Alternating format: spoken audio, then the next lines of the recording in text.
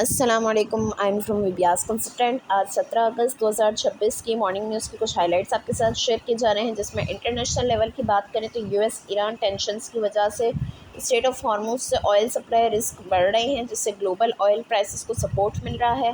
पाकिस्तान के लिए positive side ये है कि नॉर्वे के साथ वेरियस सेक्टर्स में बिलेटरल टाइज इन्हेंस करने पर एग्रीमेंट हुआ है, जो फ्यूचर इन्वेस्टमेंट और इकोनॉमिक कोऑपरेशन के लिए अच्छा सिग्नल है।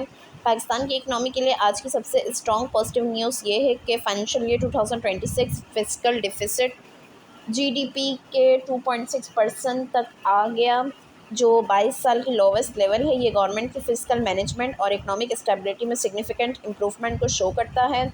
एसपीपी ने भी इकोनॉमिक स्टेबिलिटी की तरफ प्रोग्रेस हाईलाइट की, जो मैक्रो इकोनॉमिक आउटलुक के लिए पॉजिटिव सिग्नल है।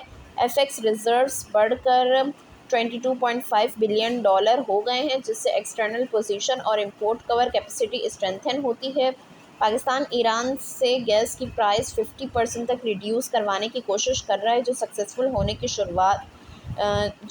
होने की सूरत में एनर्जी इंपोर्ट कॉस्ट और करंट अकाउंट पर पॉजिटिव इम्पैक्ट डाल सकता है। गवर्नमेंट कंस्ट्रक्शन इंडस्ट्री को बूस्ट करने के लिए कॉम्प्रिहेंसिव रिफॉर्म्स प्लान कर रही है, जिससे इन्वेस्टमेंट, एम्प्लॉयमेंट और इकोनॉमिक एक्टिविटी इंक्रीज़ हो सकती है।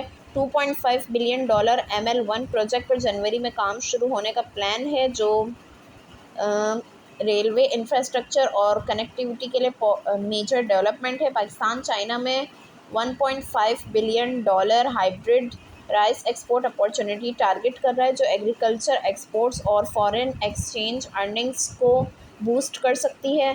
फार्मा सेक्टर का road map 10 billion dollar exports का टारगेट रखा है, जो फार्माक्यूटिकल इंडस्ट्री को एक्सपोर्ट ओरिएंटेड बनाने के लिए स्ट्रॉन्ग लॉन्ग टर्म अपॉर्चुनिटी है।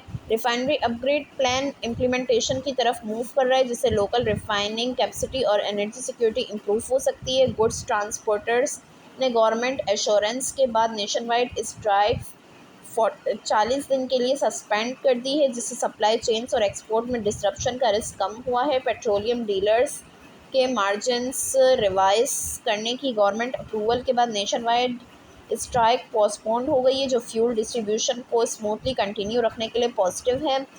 MSCI ने फॉरेंटियर मार्केट रीशफल में एयरलिंक को प्रेफरेंस दी है, जो कंपनी और पाकिस्तान इक्विटी मार्केट के लिए पॉजिटिव विजिबिलिटी प्रोवाइड कर सकती है। Overall 22 year low fiscal deficit, 22.5 billion dollar reserves, economic stability, construction reforms, ML1 rice exports, pharma exports, refinery upgrades और ट्रांसपोर्ट स्ट्राइक सस्पेंशन आज की पॉजिटिव डेवलपमेंट्स हैं।